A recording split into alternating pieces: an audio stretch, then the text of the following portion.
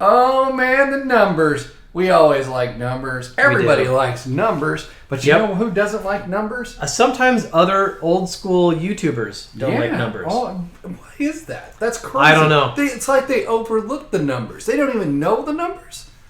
What is going on with this? You know, I've definitely sent messages to the other Magic YouTubers that cover finance and old school cards, reserve list. I've definitely sent them messages and talked about a lot of this stuff. But yeah, there's a point that I think that they've missed that they need to hear about. And what is that, sir? Well, because I know you know this. Should I flip it over now or no? Not yet. Not yet. Okay, so here's the big miss. A lot of other Magic YouTubers that cover reserve list, original print cards, ABU Four Horsemen kind of sets, they cover price spikes up and down. They talk about reserve list buyouts. They talk about certain cards, what's trending. I don't want to mention any channel names because I'm not kicking them too hard. I'm just giving them a little a light nudge. But a light nudge from Magic the Gathering. Yeah. From Edwin. Engineer. But they're making a mistake not talking about the old school format. And here's why. Because the old school format is admittedly very small. While you might have millions of normal standard... Wow, look at all those standard players. There's hundreds of millions of them. Isn't multiple. Million? Yeah, probably 7 million is probably a decent number. And there's an awful lot of Commander players, probably 15, 20 million Commander players around. There's a lot, right? When you talk about old school players, you're talking as far as I can tell, and I have reasons to back this up, I literally think there's between 20 and 35,000 old school players around the world. Most of which are not powered, they just have some old cards from Ice Age, 4th edition, and stuff like that. That's pathetic. You guys need to grow in numbers. You need to get to the millions. What in the world are you guys doing? Not saying that. I'm just kidding. Everybody knows that. So anyways, yeah, there's probably 20 to 35,000 old school players around the world. Now, what happens is these other YouTubers, they make a video and they'll talk about a card like Brain Geyser going up in price, or they'll talk about Mishra's Workshop going up in price, or Candelabra, or Urnam Jin from Arabian Nights.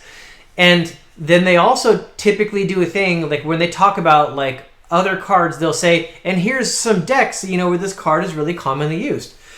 And they'll go to MTG Goldfish or some other site, and they'll talk about how many decks in those formats, Legacy, or not Legacy, Standard, sometimes Legacy, Commander, all these other formats, Pioneer, are how many times that card appears in other decks. But you make a huge mistake when you don't talk about old school with these old cards. Okay. Now let's put this up on the screen. Okay. So Dan's running the technology today, guys. Right. So this is on. This is turned off. Yep, and then now minimize. Minimize. Click on in. Okay, so we're there. So what we're looking at right here, you guys, this is a list that shows the individual card print numbers of individual cards in these early sets. I'd like to call your attention to, say, Abu Jafar, right there in Arabian Nights. 31,000 copies of it printed. And Aladdin, 20,700 copies of it printed. Now remember, I just got done telling you, there's 20 to 35,000 old school players in the world. Now, do you generally care about them compared to others? No. But if you're talking about Aladdin, that only has 20,000 copies, well, now suddenly those 20 to 35,000 old school players matter. Yep. Because those people are probably the majority buyer of that card. And they want a play set. Yep. They want 4.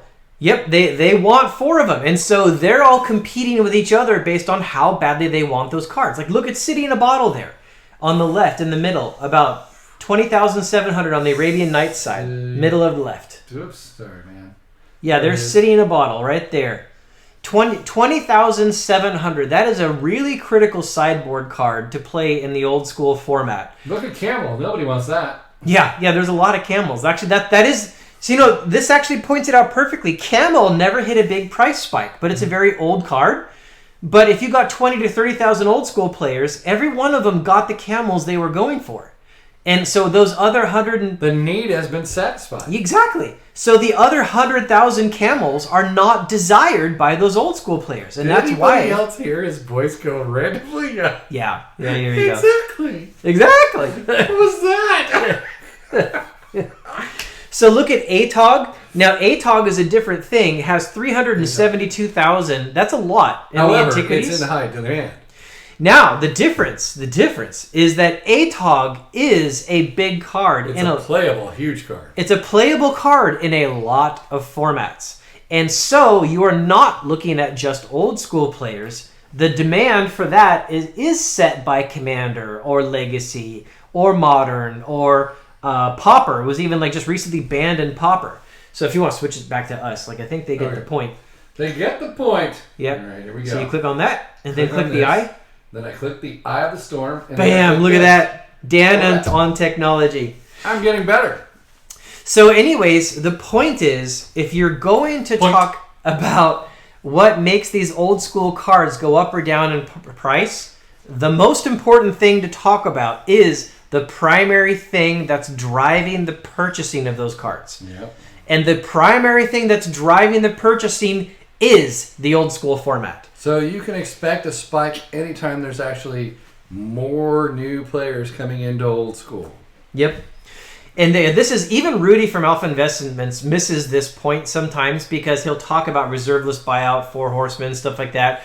And I had to beat him over the head for years before he would even like mention old school. And I was constantly like, Rudy, it is a huge driver of it. So this is the point. You guys should mention old school decks when you talk about prices and supply and demand, because that is the primary component driving those. Yes, and it's the fewer the cards that are printed, it makes you realize that if they actually like had put a reserve list on Liliana the Veil or even Snapcaster Mage, those cards would be huge in value. Yep. Not printing those, oh my gosh. All you guys who had them before in the original print run would probably be like sitting on stacks of cash. Probably, actually. Just think of you guys that are currently coming into Standard. If there weren't going to print like a couple of those cards in a year or two, you'd be sitting on stacks of cash. It's a good thing that Wizards of the Coast doesn't want you to sit on stacks of cash. And good thing that they're willing to sell more of the cards you're sitting on. That could have been valuable. So they can make money and your collection value can get destroyed. Isn't that nice of them? Yeah, I know. And a lot of people always put in the comment section, we like the fact that cards go in and don't go up in value. They put that in the comment section all the time. Honestly, most of the time I don't even believe Think about it. when you they have say that. Millions of Magic the Gathering players buying the cards, and they are going to reprint it when it could be large stacks of cash in the future. Yeah, it's funny to me when they make these comments like, I own all kinds of reserve list cards and I hope they go down in value. And I'm thinking like, come on, man. You're going to act like you don't even care that you spend $3,000 on reserve list cards and they go to nothing. Like you're really telling me you're cool with that. Exactly. But anyways, that's getting off topic. I want to drill this point home, you guys, that when you're looking at evaluating a card and you're going to make finance videos and you're going to talk about what makes it spike or not spike, it is not all just investors doing buyouts and like or reserve list cards and that's it.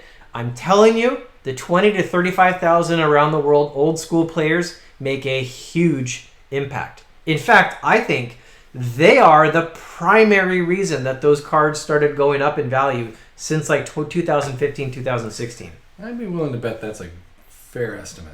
Yep. Yeah, because then I think what happened is it was like pouring gas on a fire, because once they started going up... The investors actually knew, and that's when you started having random spikes. Yeah, but I do not think the investors ran in after 24 years or 23 years, the investors just suddenly said, we're going to go in... No.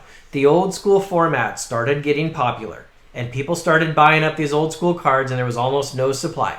And they just disappeared off the market. And then investors saw it and went, look at that. I should be buying that. And then they really went crazy. Yeah, but when I see your numbers and you put the numbers over there, yep, I wonder how much some of those $100 cards that used to be $100 cards, like Liliana and all them kind of stuff, $100 cards today. If Wizards of the Coast never printed any of the $100 cards that are currently right now at $100, how fast those things would truck up. Oh, yeah, you gotta wonder. You get like Tarmogoyf was $400 at one point. This is actually $1,000, right? I mean, we have cards here that only have 32,000 prints, but these cards are still holding their $100 value they would shoot off like a rocket. Yeah. Yeah, I tend to think so. So that's it's Even just though really there's millions, or I don't know, actually hundreds of thousands. What do you think? for the newer cards. Yeah, for the newer cards. Yeah, my feeling is the newer cards are probably $1 million per rare. Okay, at so least. but they have like $100 on the value, right? Mm-hmm. So if it's $1 million, right, and it's still $100, that means that technically speaking, if you reduce that print run, it'd probably be worth more than some of the power cards that not power cards, but the other cards that we have today. Yeah. If they had just put reserve list on it. Yeah, or just been willing to just not keep printing them. And you guys like it just baffles my mind. I'm thinking about the numbers now of current cards that are $100. And people get upset and they say like, "Oh, it would have only been expensive cards and I would have been priced out." You guys, let me quickly say what that whole perspective misses is if you bought cards, right? And then time goes on and you want to get new cards to play like the new format, but your old cards have been going up in value, well then you have the ability to trade old cards for new cards and keep keep that money in the game and not have to keep on dumping more money in. You could actually have a growing collection. So your ability to get new cards or to not be priced out of a format would be partially based on the fact that you've got old cards that were worth something and going up in value. Yep. But the way it is these days, you put all this money in, you give Wizards all this money, and they just keep printing, and your collection value just keeps doing this. And years later, you look back and like, if you're really honest with yourself, you look back and you're like, oh my gosh, I spent $20,000, $30,000 on Magic in the last 15 years, and the collection's only worth $4,000. Yeah, and like that's not good. When you have that realization moment, and then you sit there and look at, $20,000, $30,000 put into old school cards even 2-3 years ago, what it would be today. Oh yeah, yeah, that's when it really hurts, and you realize how bad that was. So yeah, and I'm just like thinking about just Liliana Veil or Snapcaster Mage. They would be huge. Oh my gosh, Snapcaster's so good. Exactly. So good. Anyways, you guys, that was the video. I just wanted to give that quick note. Don't forget about the numbers. That's basically what he's saying. Yeah, send this video. Supply and demand, baby. To your other favorite Magic YouTuber that talks about reserve list old cards prices. That's not talking about old school. Send them this video because they need to hear it. Exactly. All right. Have a nice day, everyone. Bye.